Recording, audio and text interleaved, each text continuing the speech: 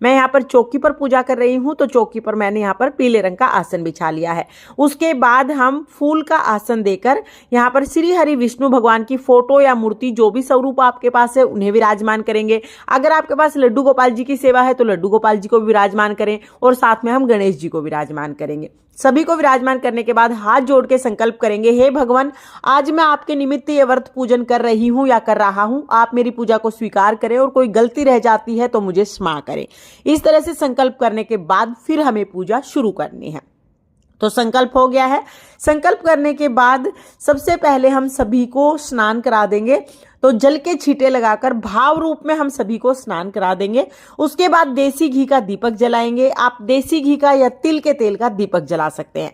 वस्त्र के रूप में सभी को मोली यानी कलावा समर्पित कर देंगे। अगर आपके पास जनेऊ है, आप जनेऊ समर्पित कर दीजिए। जनेऊ नहीं है तो आप कलावा समर्पित कर सकते हैं। इसके बाद हम तिलक करेंगे। तो एकादशी के व्रत में चंदन से तिलक किया जाता है, और तिलक के ऊपर हमें तिल समर्पित करने हैं। देखिए, एकादशी के व्रत में चावल का उपयोग कभी भी नहीं किया जाता है। पूजा में भी हमें चावल नहीं चढ़ाने हैं, चावल की जगह तिल चढ़ाने हैं।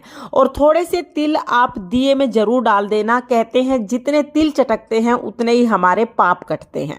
तो यहाँ पर हमने थोड़े तिल डाल दिए हैं। उसके बाद अगर आपके पास फूल हैं तो आप फूल समर्पित कर दीजिए। फूल ना हो तो बगैर फूल के भी पूजन कर सकते हैं। फिर हम यहाँ पर भोग समर्पित करेंगे। तो गणेश जी को हम अलग से भोग समर्पित करेंगे, क्योंकि गणेश जी के भोग में तुलसी नहीं डलेगी। और भगवान विष्णु को हम तुलसी युक्त भोग समर्पित करेंगे। एकादशी के व्रत में फलाहार भोग ही समर्पित किया जाता है, अन्न का भोग समर्पित नहीं किया जाता है। तो कोई भी दूध से बनी हुई मिठाई या फल आप समर्पित कर सकते हैं। फिर 1 लोटा जल समर्पित कर देंगे, और अपने सीधे हाथ में थोड़े से तिल लेकर हम कामिका एकादशी की व्रत कथा सुनेंगे। व्रत कथा की वीडियो आपको चैनल पर अलग से मिल जाएगी, लिंक मैं डिस्क्रिप्शन में दे दूंगी, आप वहां से देख लेना। यहाँ पर अगर व्रत कथा सुनाऊंगी तो वीडियो बहुत लंबा हो जाएगा, इसलिए व्रत कथा का वीडियो मैंने अलग कर दिया है। कथा सुनने के बाद जो फूल और तिल हमने लिए हैं वो हम श्री हरि विष्णु भगवान के चरणों में समर्पित करेंगे, और थोड़े से जल के लोटे में डाल देंगे। इस तरह से कथा हो जाएगी। फिर हम दक्षिणा समर्पित कर देंगे, और उसके बाद बहुत ही प्रेम पूर्वक हम आरती करेंगे। तो यहाँ पर सबसे पहले हम गणेश जी की आरती करेंगे, फिर हम भगवान विष्णु की आरती करेंगे। बहुत प्रेम पूर्वक आरती करने के बाद हाथ जोड़कर पूजा में रही कमियों के लिए क्षमा याचना करेंगे, और अपनी मनोकामनाओं को पूर्ण करने के लिए श्री हरि विष्णु भगवान से प्रार्थना करेंगे। इस तरह से एकादशी की पूजा पूर्ण हो जाएगी। सुबह सुबह के समय में पूजा करनी है। थोड़ा सा जल अपने हाथ में लेके चौकी के ऊपर से हम वार देंगे।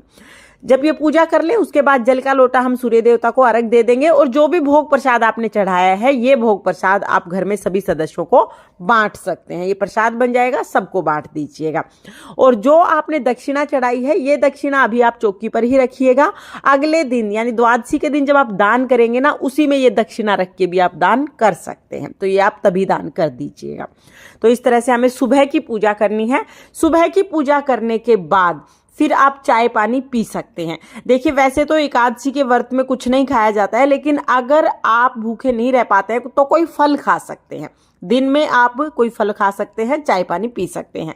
शाम के समय भी आपको फलाहार ही करना है। एकादशी के व्रत में अन्न नहीं खाया जाता है।